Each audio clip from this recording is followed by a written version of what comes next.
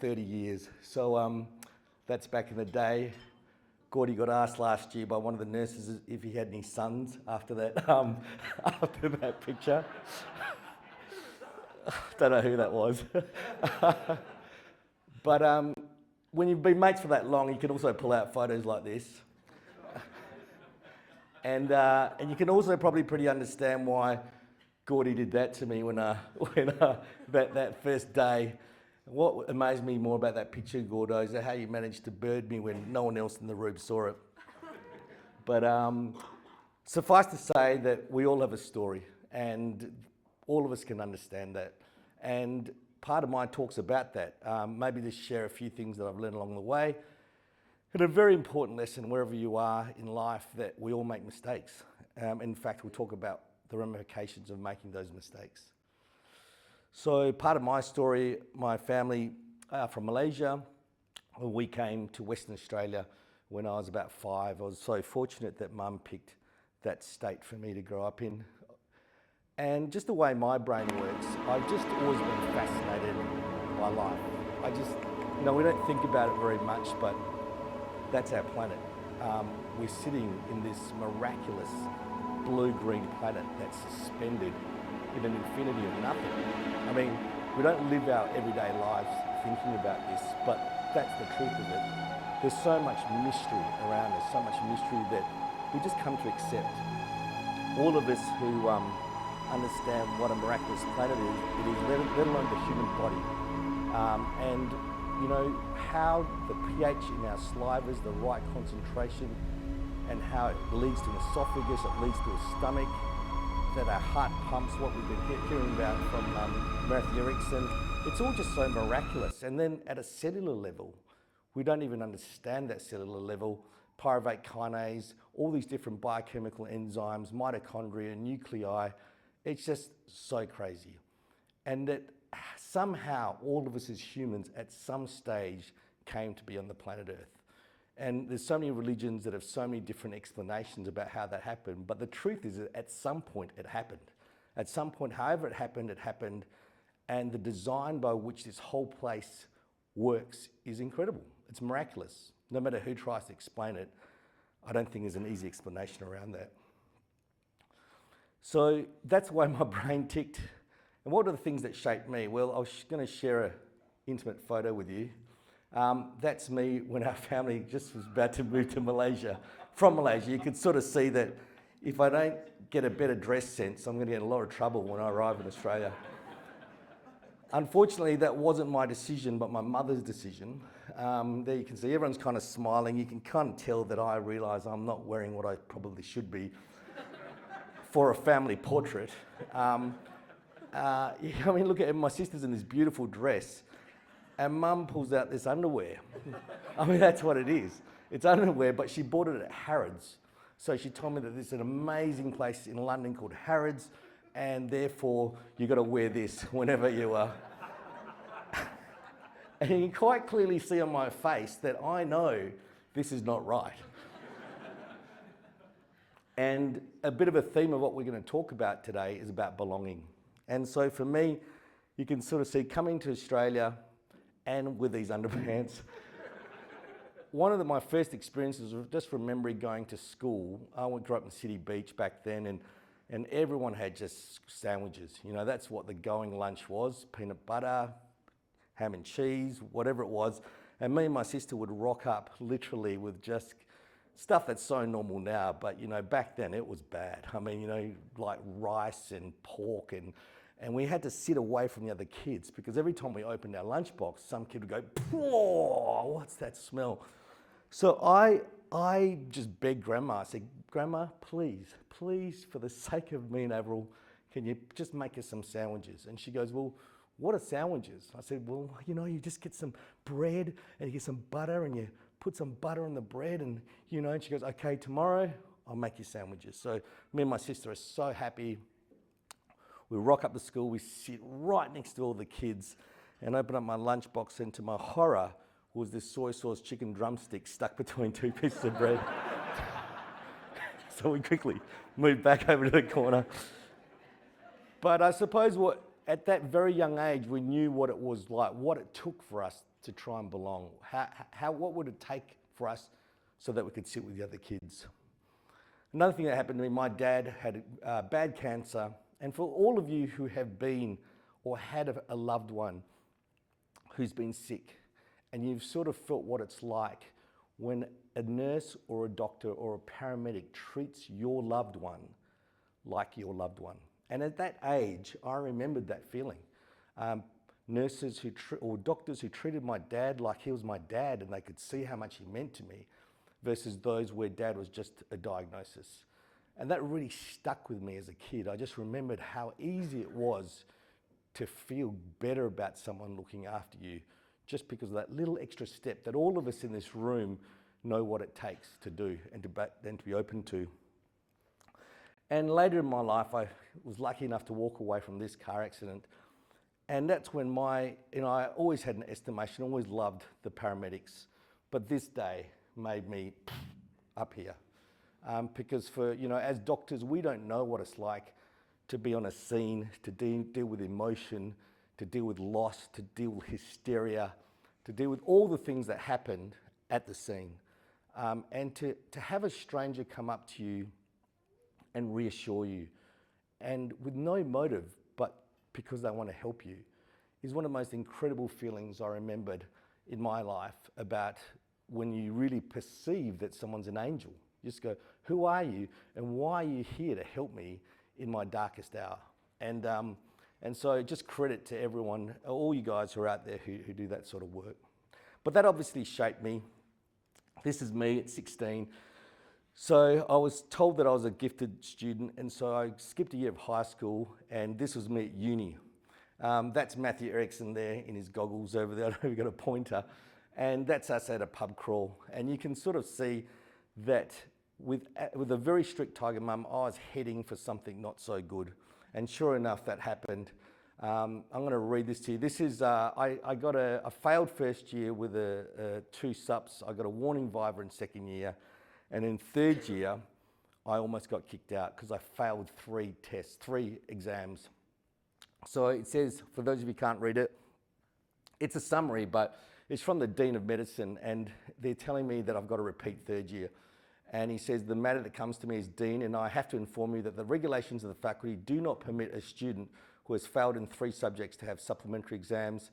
They're routinely awarded in the case of 1 failure, somewhat less readily in the case of 2 failures, but where 3 failures have occurred, the matter is not one of decision by the faculty, but it's rather laid down precisely in terms of the university handbook. Unhappily, therefore, I have to reject your appeal and confirm that it'll be necessary for you to repeat third year in 1989. And those of you who are a little bit closer to the screen can also read what I wrote across there, which is basically wrote bullshit. But you know what? It was the best thing that ever happened to me, because at that point, at the lowest point of my life up to that stage, I had to make a decision. And I remembered I was faced with that decision. Something's got to change, because I'd almost failed first year, I'd almost failed second year, I'd almost failed third year. I'd had 3 chances. And the question was, well, what was I going to do about it? Obviously, something had to change. And it finally made sense. I'm not going to read this letter quite as much, except just to say that I got awarded the Intern of the Year. And I'm not saying that to be boastful. I'm talking about it because of the power of someone believing in you.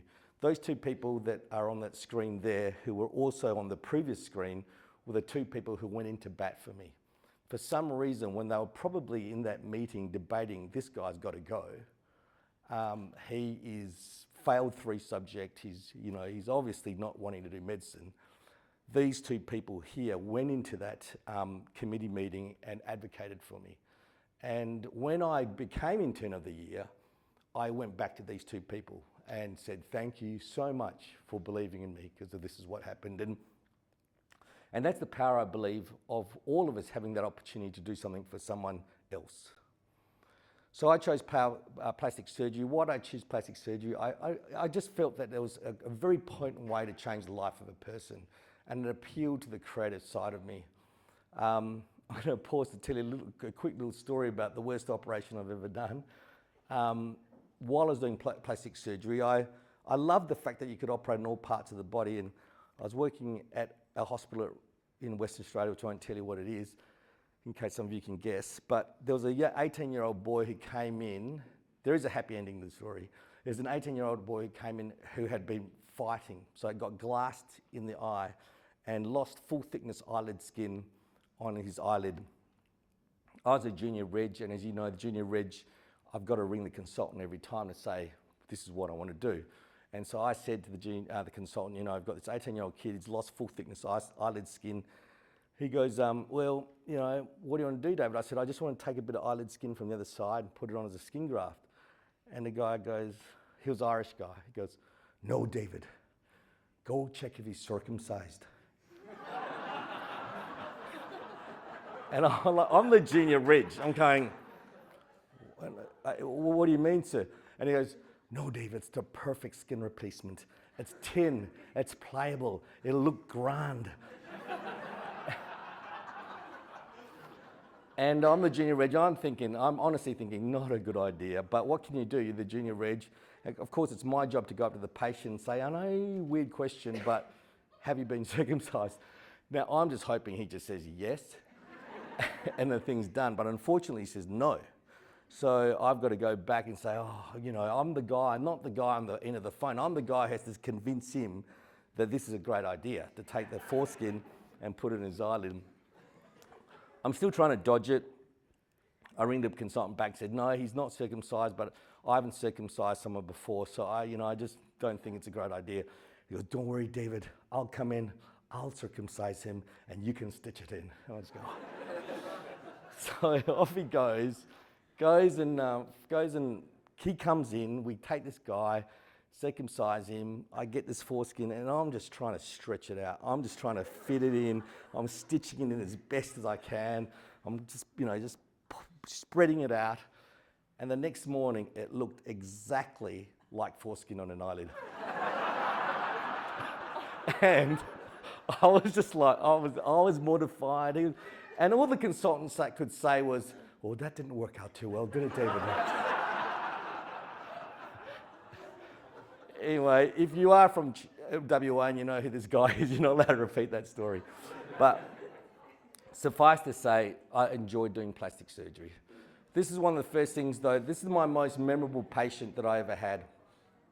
Oh, the good end of the story was that we took the foreskin off, so don't worry. Because he couldn't have gone through life like that, seriously. But this guy is a 22-year-old intravenous drug user who was Hep C positive and HIV positive, and this is before the days when we worked out that Hep C and HIV could be cured, and not cured, but not a death sentence. So back then, it was if you got a needle stick from a Hep C injury, it was a 30% chance you were going to get Hep C. If you got it with HIV, it was about 1%, but it was incurable. So this guy came in, and he was a drug addict. That's his femur, you see, above his knee, and that's his forearm. So it's got bone on view. And the incredible thing was that this guy came in and he said he didn't know what was wrong. He didn't think he was really, and his parents had brought him in. They had all these letters with him saying, please help him, please help him. His life was a mess, but he had this blank stare like nothing's a problem. He was an active drug user. So we knew that we needed to put a free flap on that to save this guy's leg. And there was we felt like an ethical dilemma because, if it's a long operation, the problems with needle stick injury, he's an active addict, should we be doing this or not doing it? But it seemed like such a big decision that we put it to our grand round. So we went to our university hospital, Sir Charles Gardner Hospital, sat in a room probably with this many people in it and presented the case. So it's a room full of other professionals to say, what should we do? Do we do a free flap and save this guy's leg who's in active addiction, who's got Hep C and HIV, or do we not do it? And the unanimous decision in this room was to say, you take the leg off. You take the leg off, you take the arm off. You can't look after it. So again, I'm the guy who goes up to this guy and says, you know what, we're going to take your leg off and we're going to take your arm off. And I'll never forget the way, it's almost like the lights came on in his eyes. He just suddenly was like, you can't do that. I said, well, you've got to do that. He goes, look, please, whatever it takes, I'm going to change. I'm going to change. Just don't take my leg off. Don't take my arm off. And I got to know this guy quite well, and I could see that palpable change in him. And I've just told you what my history has been. So I'm like, maybe there's, maybe everyone deserves that second chance. Maybe he has turned the lights back on.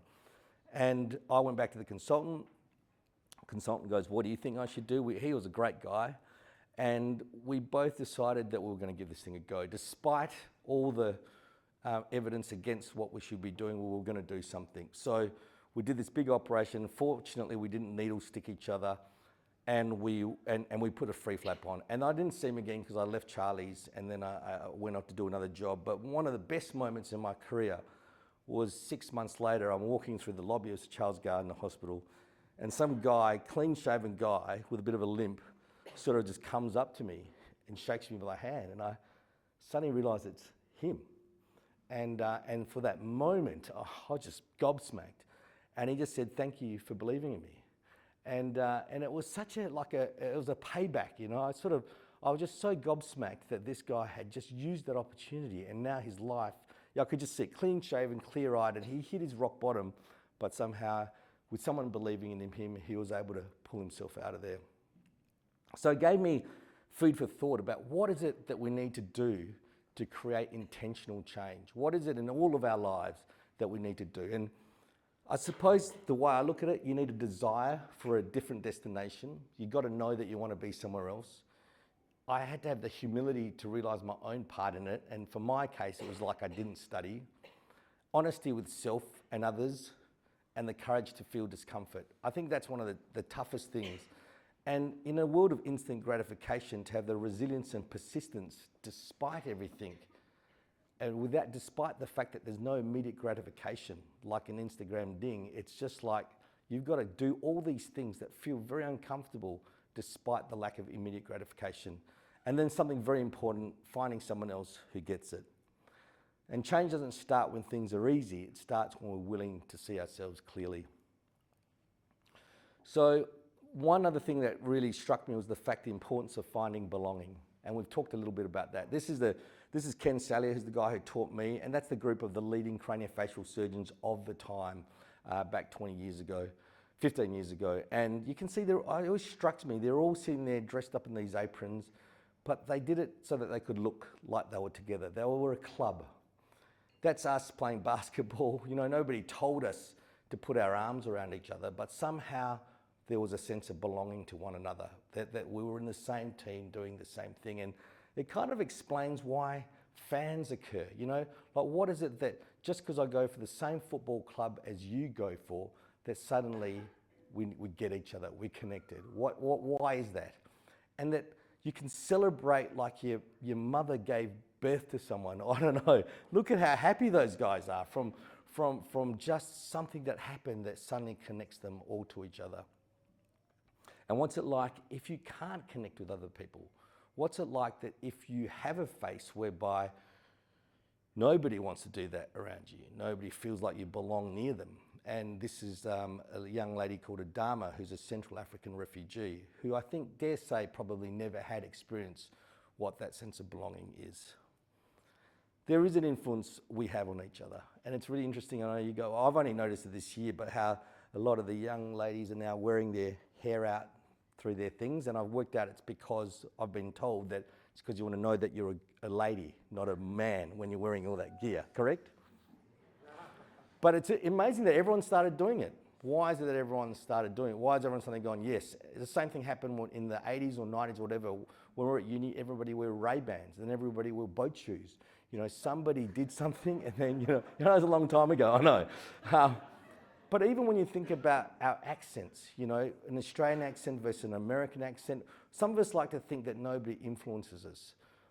But they must, because the way you talk and the way you say things is because you've heard someone else talking that way all that time, and now that's the way you talk. So we do have an effect on each other. And I learnt that very early on. Like, here's a young man who has got what we call noma. Half his face is not there because of the bacterial infection that they have in these parts of the world, whereby if you have this sort of, over here we would treat it with antibiotics, it'd be over and done with. But over there, if you don't have antibiotics, then it'll pretty much eat away half your face. But yet, in this picture, he finds his tribe. He found his people. And I remember being struck by him because he wasn't, of course he didn't like the way he looks, but he wasn't completely shameful about the way he looked. And I wanted to know more, and I realised he'd come from a small village. And in that small village, everybody knew him, and all his family knew him. So all the people around him didn't treat him any differently. So even though he didn't particularly like the way he looked, he didn't think he was worth less than, because he never experienced being treated as less than by other people. So the surgery of the face drew me in. You know, for most of us, when we look at each other, we've got a pretty good chance that if we smile at someone, someone's going to smile back at you. But that's a real privilege. That's something that, you know, we don't understand what it would be like for someone to actually hide from you because of the fact of the way that you look.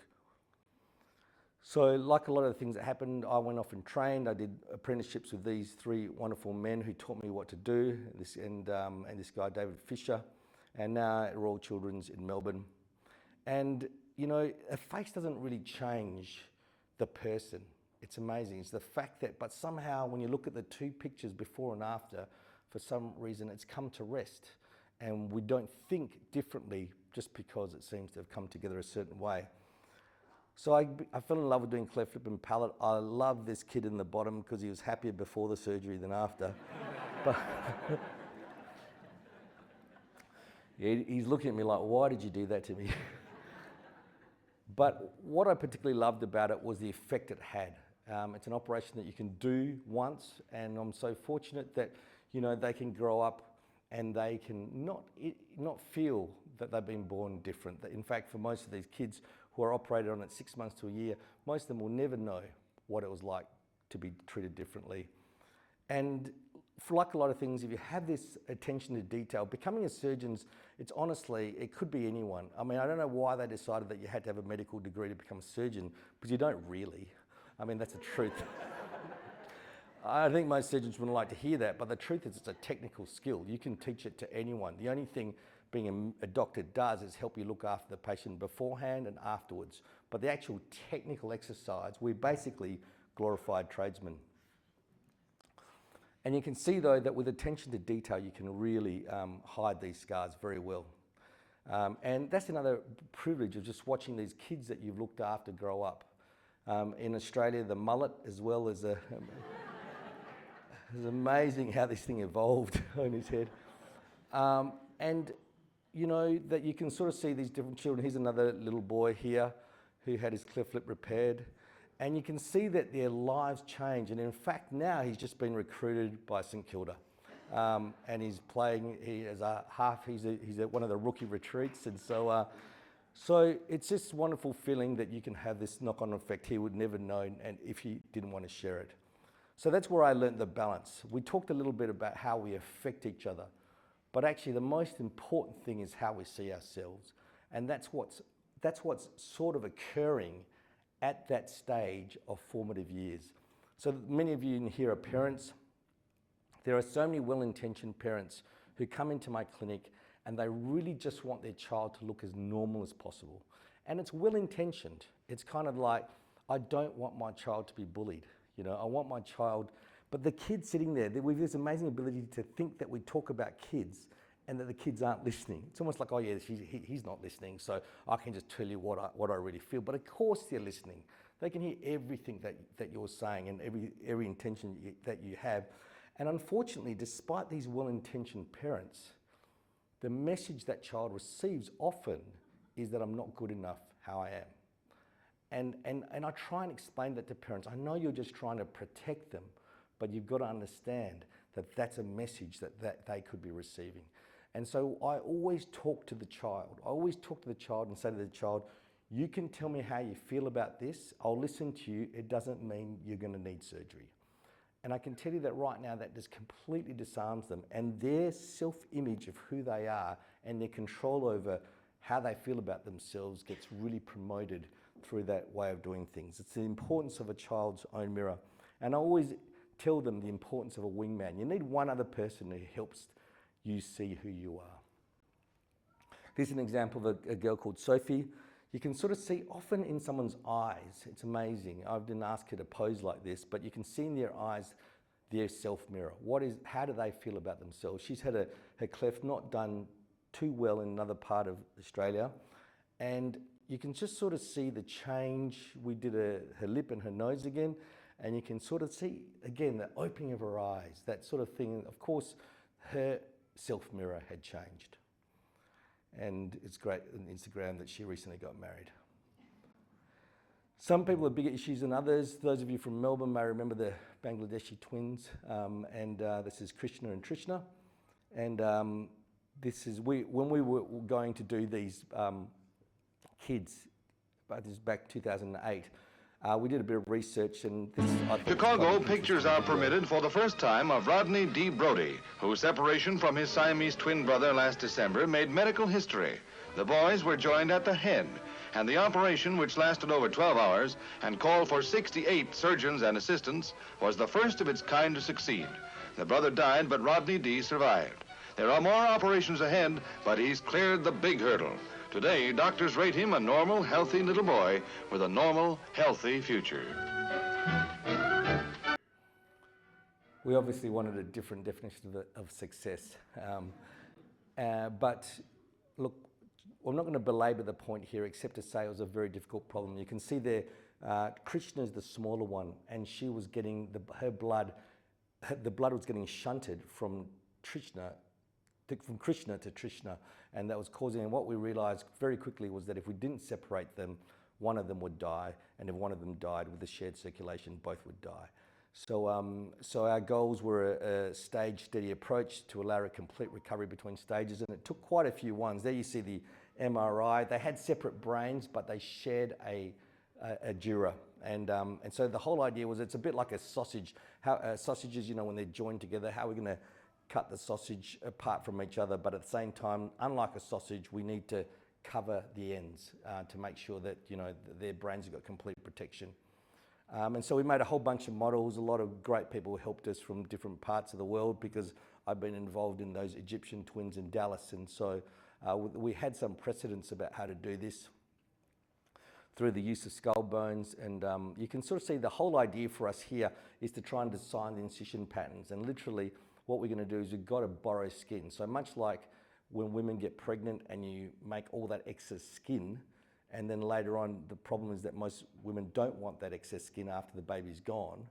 But what we're trying to do here is actually put water balloons in to increase the amount of skin there, what we call tissue expanders, so that when we separate them, that excess skin can be used to help cover the two kids. And so that's what we did. The problem was that on the day, 16th of November 2009, we've already done about 4 or 5 stages of this operation.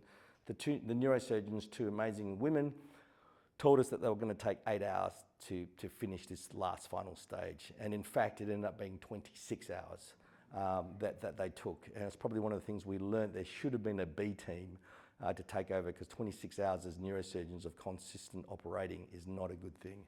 And also as plastic surgeons, and we're the ones waiting in the wings to come in to do our bit, we were pretty tired because we didn't know when we were going to come in. So, but after 26 hours, we did come in, and this is exactly what we did.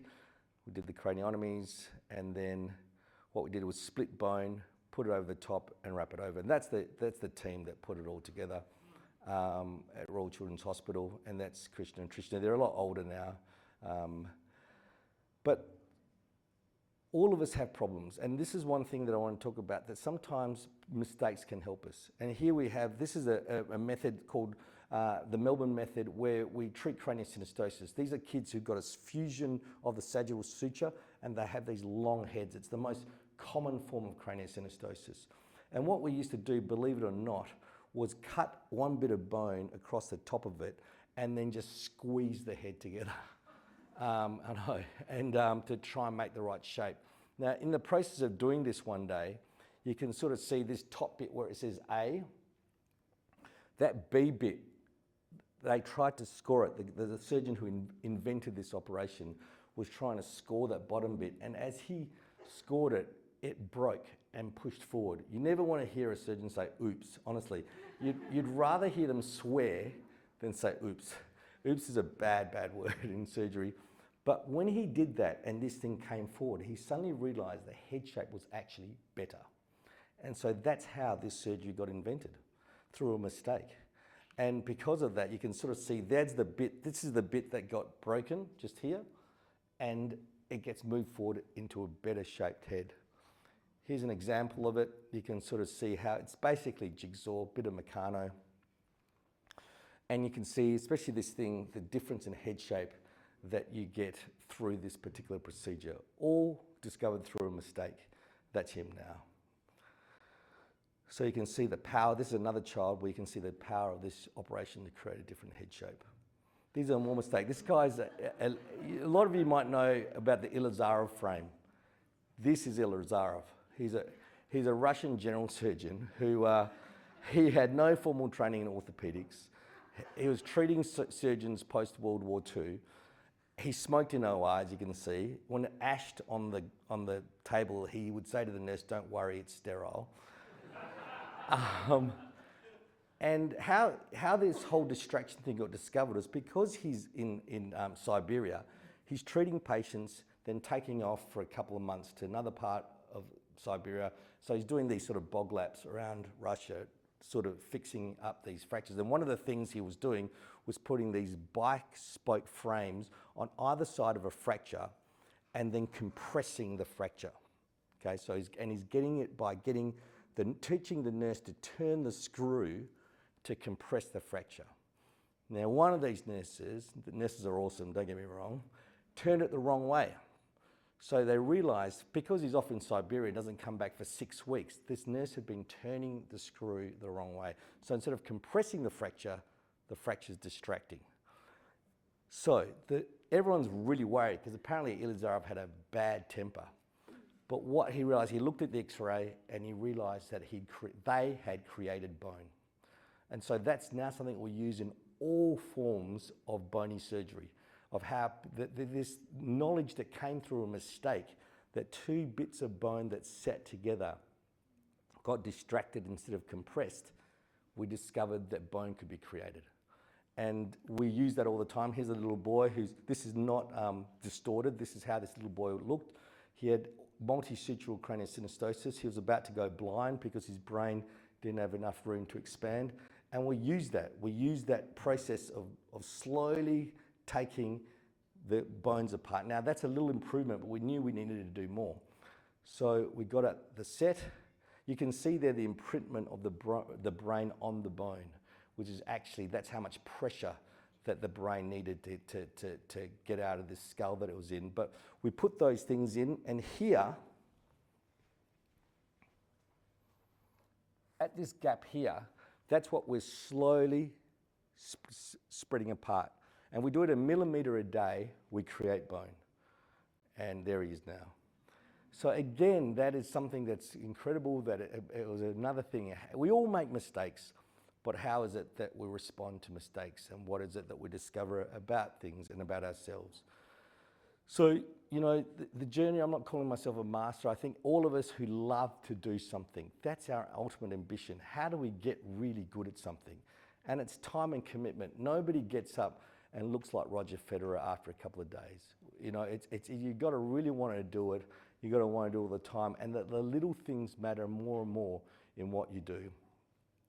Interestingly, in surgery, but I dare say in whatever we do, ego is necessary for what we do. You know, surgeons have a terrible reputation for ego, but if you think about it, if you have to believe in yourself to put a scalpel to another human's skin and believe you're the best person to do it, because it can be extremely destructive. You've got to believe that you should be the person doing this. But also, that same ego can also stop me from seeing myself, because if I'm not honest with myself, my egos, all of us have egos that are so super protective of who we are. I've learned to play tennis a bit better in adult life, and that's what's really helped me, I think, to become a bit better surgeon.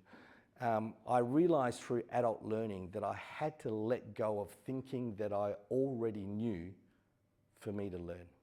If I felt like I already knew everything about everything, then I wasn't going to learn anything, and I could just keep hitting that forehand badly, or I could actually say, okay, there's a better way of doing things. One thing that's so important, which I really recommend this book to you guys, called The Inner Game of Tennis, and I think it applies to life. What it's talking about is that when you hit a bad shot, there's a part of us that goes, you idiot, you hit it out again. You know, there's a part that is a critic. There's a part that sort of says, you didn't do it right because of this. And what this book teaches you to do is to observe yourself rather than to criticize yourself. And that switch in mindset actually is incredible in terms of helping you to get better at something. I put up that photo there, to know thyself, because in that top picture, I thought that I was in pretty good shape and pretty tanned. And so it was somewhere in Benin. And one of the things about it is just realizing, all of us, it's okay to be who I am. No better, no worse. I think part of becoming good at something is letting go of how people perceive who you are or how well you do something. To do the best with what I've been given and to make others better around me. Someone once told me that the best thing you can do in your career is to teach others. And I didn't believe them at the time. I just wanted to be the best I could be. But it's true. It really is true. And those of you who are at different stages of life, through the middle, anyone who's getting up in that upper third part of life, you know what we're talking about. You know, that ability to, all the stuff you got wrong, all the stuff that you think you've learned through, that passing it on so that somebody else doesn't have to make the same mistakes. Because what we do in life, it is like an apprenticeship model.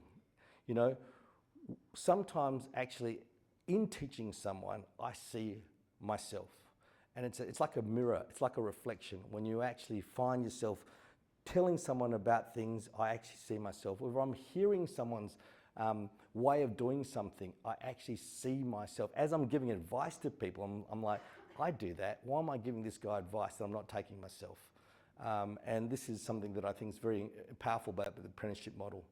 This is just going into the last part of the talk, but I think one of the things that's really helpful is finding a purpose. There are all sorts of different currencies. Obviously, money is the currency that we all know and understand, but there's all these different ones. But one of the best things that can happen is finding something that you would do without the usual currencies. And I think that's something that I find very important through my life. I'll talk a little bit about the mercy ships for some of you that know it. I got exposed to it very young in life when I was about 26 as a young doctor, so it had a profound impact on me. So I do encourage people to go and have a look at it. That's the ship itself.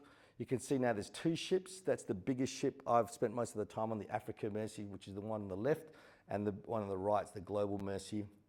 It's a Danish rail ferry at the moment. The Africa Mercy is in Madagascar, and the Global Mercy is in Sierra Leone. It's an amazing opportunity to go and meet some like-minded people and do some really cool stuff. In terms of why Africa, I'm not going to belay that point, but when the Lancet Commission talks about 5 billion people who don't have access to basic surgical care, you can see that by, we worry about our waiting lists, but it's quite a different thing to see this, of how many people wanting to get care. That's a picture of the smaller operating theatre in the Africa Mercy. This is the Global Mercy. You can see it's just like a hospital anywhere in the world, especially in Australia, maybe a bit bigger than some of them. And the wards look like that.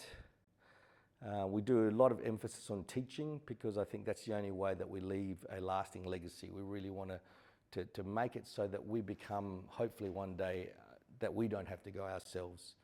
There's all sorts of things. It's not just plastic surgery. There's ophthalmology. This is an orthopedic guy, Frank Hayden. He was like a genius. He could straighten all these different type limb deformities, make a huge impact on the way some of these young people walk. And then you see these ones. These are the really tough ones. So these are what we call ameloblastomas. So ameloblastoma is a dentally born benign tumour. So in a place like Australia or New Zealand, we would take these out when they're the size of a pea. We shell them out. They're completely not an issue. But when you come from a place where you don't have access to basic surgical care, that's what happens to them. And I'm not exaggerating by saying that in some of these places it is better to get a malignant disease that takes you out than a benign one, because these things slowly grow and it ultimately will either asphyxiate you if they're in the maxilla, or you'll starve to death if it's in your mandible. So there's the mandibular tumor. So they can get to very big sizes. This is a lady that I was involved with. And again, we're going back to the way the eyes look, that this is the size of the thing we took out. And you can see the change in this person's eye as this thing has changed for her. This is Julian. Some of you might have seen the surgery ship. He was one of the patients on the surgery ship. And you can see this thing is about to take him out. He was probably weeks away from being asphyxiated. But that relief for him to have that removed. And we go back to Adama. And Adama was one of our patients who I looked after, and I really was very upset because we did our best for her. We had to do this huge cranial reconstruction, and she ran into heaps of complications. She got taken back to theatre like 6 times. She ended up being on the ship for about 6 months. And I really questioned myself whether I should have done anything. You know, maybe it was better that I had done nothing. But one thing that was remarkable, and again, going back to the theme of our talk, she wrote this letter as she got off the ship. Thank you for caring for me, holding me like a child, for labouring on my behalf. I thank you so much for all you've done. Only God can reward you enough. My joy is bigger than I am because you've become my family. And it struck me that this lady who's never had anybody care for her, like the fact that we cared was something that completely, she didn't even question her complications. She was just like, you guys are just helping me. And a lot of it was just the constant, you know, this lady probably wasn't even used to being touched or being pushed into a side of a room, and the healing that came from her, from all the things, despite all the things that went wrong, that the healing of just the way we affect each other, really. So we'll finish here. I think finding belonging is something whereby, for a lot of these patients now that I've dealt with so many people with facial differences, that one of the most important things you can do to someone with a facial difference is give them eye contact. They may not always want to look you in the eye, but the fact that you're looking past that disguise, I want to call it, that you know that they're in there. I can see who you are, whether it's a huge facial tumour or whether it's a facial difference. And to understand the scars we cannot see can be the hardest to get to. We'll just finish with this little movie.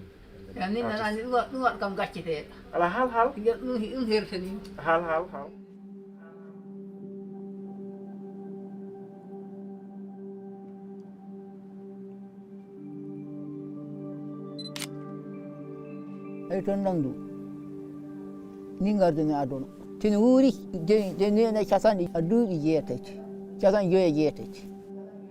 Yoye tango. Karanda inero. Yen yikam de yalatka. Ko netunu ko mosnu. De gunni sahat ne tunin tan do tunilo. Aingi dar tunu. Ye der de hubba nar de kras. Hele de yaguri ngan gottan de jan gondata. Yoinan din. The nanny go about. Nini guy and there thin ari. No Allah hurt and children and yet Honukanko, Kuzuro, yet I'm going Suro. And one Dakida. And nanny. One Dakida, never you in a fire, never fire no. Second you get fire. She can get a year and year it. I think I thought serotonin, not moose. Never you get a fire. Or like I tell you, never fire, you can't know. When I met Samba, what particularly struck me about him was that he had this intrinsic sense of self-worth despite everything that he'd been through. He was so engaging.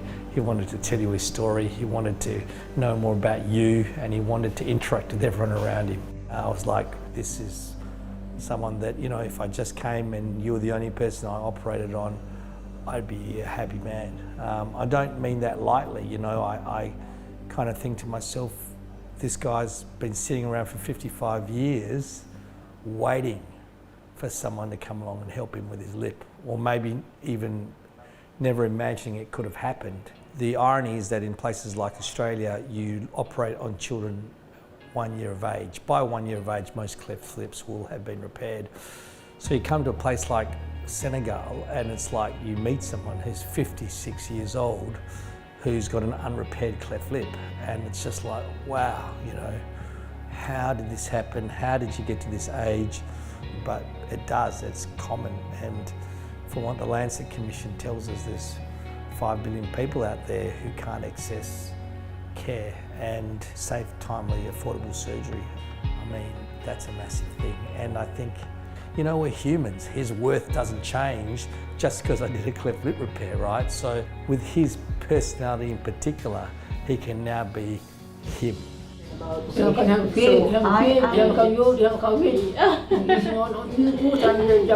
And the outcome are so good that he's feeling handsome now. Well, I are. Dari nak bui kan, dari bui saya sah. Saya jadi lom ko nyena, ia sang gawa ni. Hai ni ini wakalem. Sebenarnya gawa ni nak cina no. Ia wan tahu kan jalan cekik tahu tadi no. Ia dia tak boleh tanya jaga. Dia hendak ia sam jalan kaman berkabar kabar sam lagi. Dan ni asal dalam begini. Karena itu kan ini kedua. كل يا أخران قال دين خير قال فرقرام الله تكتالي نورن.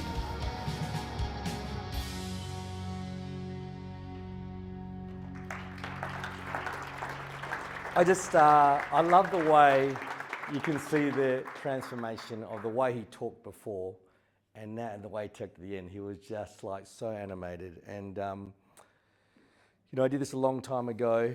It's making me sad that I'm becoming more and more like the artificially created old guy that I made down there.